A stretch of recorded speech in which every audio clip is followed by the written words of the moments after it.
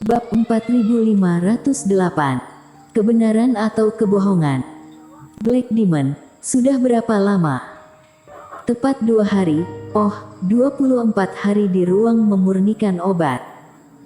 Eric King membuka matanya lagi, ekspresinya mati rasa. Penggunaan ilmu tiada dua secara terus-menerus, teknik waktu dan kekuatan suci, sudah pasti tubuhnya tidak akan sanggup menahannya. Bisa bangun selama 20 hari tidaklah buruk. Ini membuktikan bahwa setelah basis kultivasi ditingkatkan, ketahanan seseorang juga meningkat banyak. Hanya saja dia tidak bisa bahagia sama sekali saat ini. Bagaimana keadaan di luar? Tanya Eric King sambil duduk perlahan.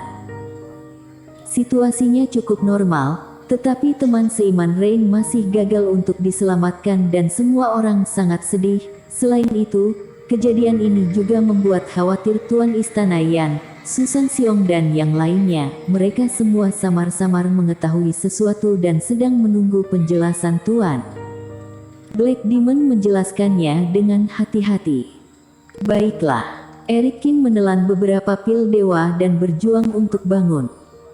Tuan, apa? Apakah kamu baik-baik saja? Black Demon bertanya dengan ragu. Dia tiba-tiba merasa bahwa Eric King yang sangat tenang saat ini, sepertinya ada badai yang bergolak di dalam hatinya, membawa ketakutan yang tak terlukiskan. Aku baik-baik saja, kamu tidak perlu khawatir. Eric King menggelengkan kepalanya. Di mana Rain dimakamkan? Di pulau ini. Bawa aku untuk melihat. Setelah beberapa saat, Eric King menolak ditemani Vinola Su, mengenakan pakaian sederhana dan datang ke tanah hijau pulau itu. Meskipun itu adalah pulau yang dicari secara acak oleh Eric King sebelumnya, lingkungan pulau ini tidak buruk. Di seluruh lembah, bunga roh berwarna merah dan putih tumbuh di mana-mana, seperti lembah bunga. Bunga-bunga ini awalnya tidak ada, tetapi ada di sini karena batu nisan Rain. Saat Eric King berjalan ke tempat batu nisan berada, dia bertemu dengan Sierra King yang sedang berdiri di samping. Tempat pemakaman Rain ditutupi dengan bunga roh merah putih dan batu nisannya kecil, dengan kata-kata mendiang suami tercinta tertulis di atasnya. Maaf, aku tidak bisa menyelamatkannya, kata Eric King dengan suara rendah sambil melangkah maju untuk meletakkan 3 batang dupa di depan makam Rain. Eric King, tahukah kamu kenapa Rain suka bunga merah putih ini? Sierra King menggelengkan kepalanya dan balik bertanya. Dalam 2 hari terakhir, Sierra King telah kehilangan kesedihan yang menusuk hati, yang tersisa hanya semacam keputusasaan. Dia tidak pernah memberitahuku, kata Eric King. Bunga merah putih adalah bunga yang sekarang tumbuh di seluruh lembah, tetapi tidak umum digunakan dalam pengorbanan Jiushu. Karena dia mengatakan bahwa selama ratusan tahun dia terjebak di makam Daneng, kuburan itu sangat gelap dan yang bisa dia lihat hanyalah peti mati hitam kecuali dinding abu-abu. Rain dulu itu hanya manusia biasa. Sulit baginya untuk berlatih, jadi dia ingin mati. Hanya ada 1 bunga merah putih yang lahir di sini secara tidak sengaja. Itu satu-satunya warna di matanya. Bunga kecil yang rendah hati inilah yang mendukungnya untuk menyingkirkan keputusasaan, menghibur dirinya sendiri dan bergegas keluar dari penjara. Belakangan dia mengetahui bahwa bunga merah putih ini hanyalah bunga roh biasa yang dapat tumbuh di mana saja. Banyak kultivator dengan basis kultivasi rendah akan mencari untuk memetik dan memurnikan obat, tapi tidak pernah punah. Biasa, tapi sangat ulet, hidup keras dan berjuang. Dia mengatakan bahwa favoritnya dalam hidupnya akan selalu bunga roh ini. Sierra King tersenyum dan menyentuh batu nisan itu, seolah membelai pipi Rain. Alasan mengapa dia memberitahuku ini adalah karena aku adalah bunga merah putihnya sekarang, jadi di pernikahan kami, dia akan menggunakan bunga ini untuk menutupi seluruh panggung upacara. Berbicara tentang ini, Sierra Kin memiliki senyum di wajahnya, tetapi air mata terus mengalir di sudut matanya. Dia bilang kalau ada anak, dia akan memberi nama Lai untuk laki-laki dan Sisi untuk perempuan. Aku bilang itu terlalu jelek dan memarahinya. Akhirnya, Sierra Kin mau tidak mau tersedak.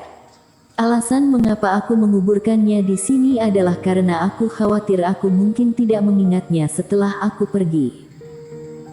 Jika kita kembali dan tiba-tiba muncul mayat di tas penyimpanan, namun aku tidak mengingat dan membuangnya, itu sama saja dengan membuang Rain ke hutan belantara.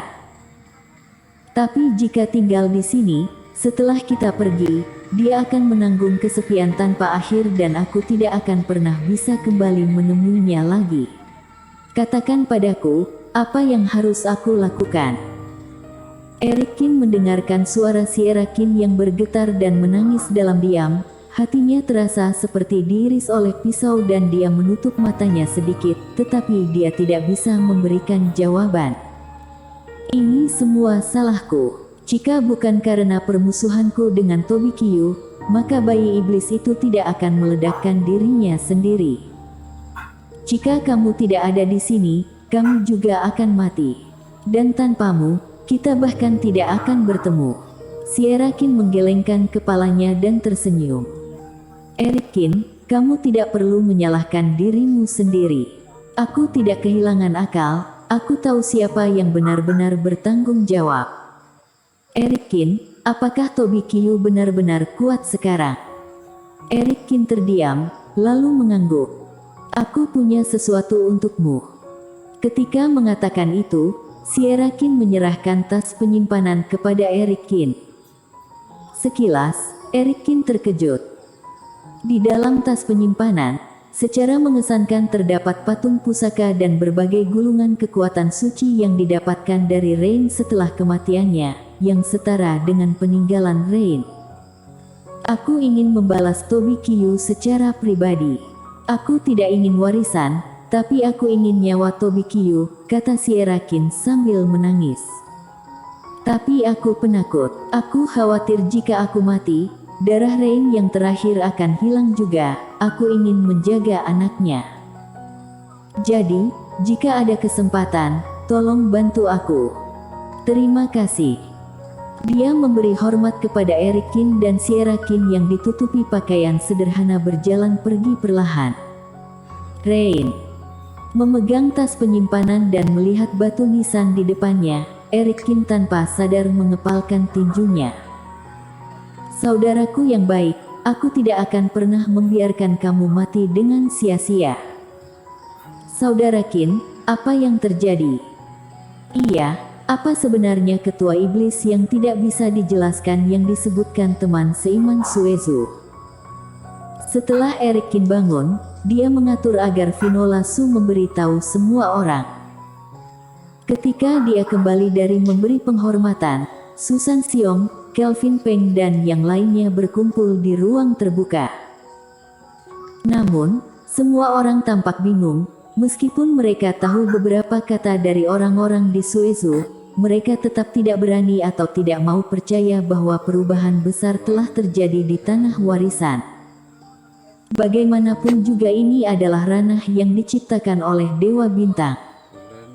Selain itu, Eric Kin pergi untuk menyelamatkan para kultivator Suezu terlebih dahulu dan bahkan tahu tentang bayi iblis itu yang menunjukkan bahwa Eric Kin tahu lebih banyak daripada orang lain.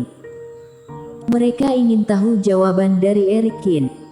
Apakah kalian ingin mendengar kebenaran atau kebohongan? Eric Kin memandangi kerumunan dan berkata langsung. Pada titik ini, sudah tidak perlu menutupi kebenaran lagi. Apakah masih perlu bertanya? Tentu saja itu adalah kebenaran, kata Kelvin Peng. Tanah warisan mungkin akan segera berakhir, tetapi ketika warisan di sini menghilang, tidak ada kultivasi yang dapat bertahan, termasuk kalian dan aku. Kata Eric Kin langsung. Suasana tiba-tiba menjadi sunyi. Semua orang menatap Eric Kin dengan tak percaya. Dari bekerja keras untuk mencari peluang dan bersaing untuk mendapatkan warisan, hingga kegentingan semua orang dan kekacauan dunia. Perubahan mendadak ini terlalu besar. Saudara Qin, kamu sedang bercanda, kan? Ini adalah tanah Dewa Bintang. Sudut mulut Kelvin Peng berkedut dan tiba-tiba tertawa datar. Bersambung.